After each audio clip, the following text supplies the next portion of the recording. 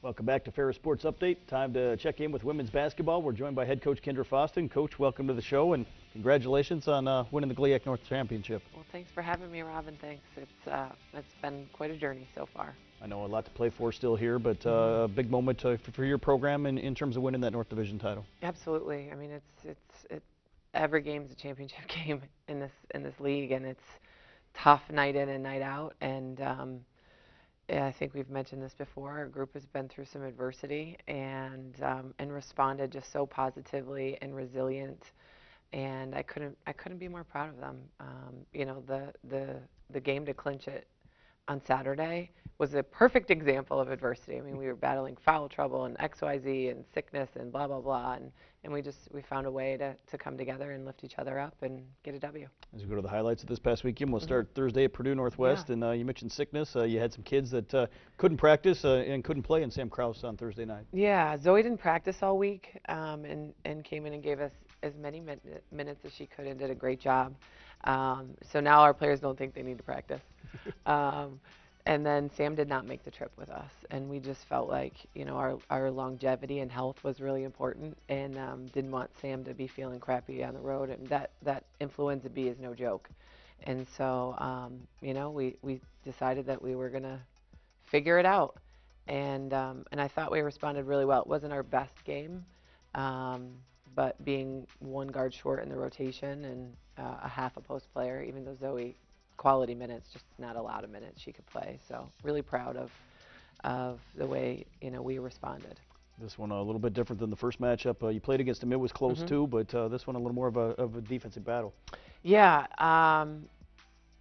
yeah. I mean, they're a really good young team, and Miss Brockington, their starting guard and leading scorer, she really has our number. She lit it up against us, and she's playing really well. And you know, for us, rebounding was a big one, and we struggled early with that. You had the lead at halftime. They came out and played well here in the third quarter, though. Had a lot going on with homecoming night and a great crowd here at this facility. Yeah, they did a great job. It was like I felt like I was, you know, in the casino. It was a great atmosphere and lots going on, and you know, we're just battling away there. You know, like we've talked about before, somebody does something that they've not done before, and you know, I thought, yeah, Emily Cott gave us some really good minutes. Obviously, Adrian Anderson and Riley and Mallory, you know, have been really consistent in their point production, and you know, Zoe coming in and making big shots, and down the stretch, you know, making our free throws for sure. Obviously, your kids had to rally, but found a way to come back like they've done all year and get a win, a big win here on the road. Yeah, you know, wins on the road are hard, especially in an atmosphere like that. And you know, it was a position that we had not been before, and a really important game. And you know, they played well. They were battling for. They had a lot to fight for as well, and you know, just getting out of there unscathed with the W was good news for us. Came back on Saturday at Wisconsin Parkside in a matchup of the top two teams in the GLIAC North with a chance for your girls to win that divisional title outright, and I know that meant a great deal. Absolutely. I mean, Friday morning Sam called me and said she was feeling better, and she wanted to come to the game, and I said, "Are you really feeling better?" Or she's like, "I will not miss this game."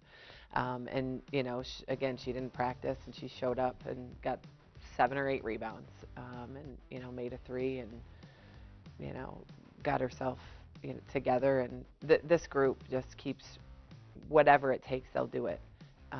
And the beautiful thing about it is that they're not afraid to take those risks, to make game-winning plays, both ends of the floor. This is one of those games that had a lot of offensive firepower on the floor from both teams. I mean, we couldn't stop them, and they were just picking us apart. They run a really unique motion, lots of what we call train wreck screens, where 3-player screening actions, tough to guard. They're really, they move the ball well. They can all shoot it, you know. So for us, we got in foul trouble. We had to go to a zone for a little bit, and of course they hit a couple threes in the zone. We struggled to rebound out of the zone. I think that was the main reason for us coming out of it, was we just couldn't grab boards out of it. But we responded and with runs of our own, and I thought in the second half we moved the ball much, much better. Obviously, you got big productions again from Adrian Anderson, who has the basket right here, 22 points. Riley Blair had a strong game, Mallory McCartney, but some great contributions from some other players that scored. Lily George, Zoe Anderson, Sam Krause. Yeah, I think Lily, sometimes we forget Lily's a senior, but she missed the entire season last year and is just coming back from ACL, and she just keeps getting better. And then she busted up her finger and had surgery in the middle of season and, played through it all. And she just keeps getting better. And, Lily's really strong and a really good finisher inside, and she came up huge for us. They had some foul trouble. They had their post fouled out, and, we ran a play that we normally run for Riley to Lily because she had a guard on her, and, she got it done and got the bucket. And Adrian came in and just serial killer-like. Made 2 big shots, and she was in foul trouble right before she fouled out, and banged a 3 coming off a handoff. They went under, and no hesitation. And she obviously contributed. Her efficiency for the minute she played, because she was in a little bit of foul trouble, was ridiculous. I mean, she just keeps going.